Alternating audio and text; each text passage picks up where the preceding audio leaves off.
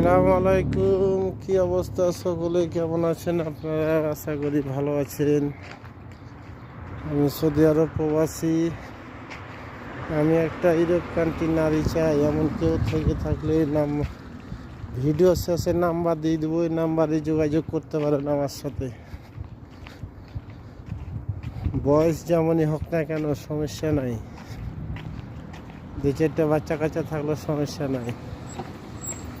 এমন কেউ যদি থাকে, এই নাম্বারে যোগাযোগ করিয়েন আমার সাথে।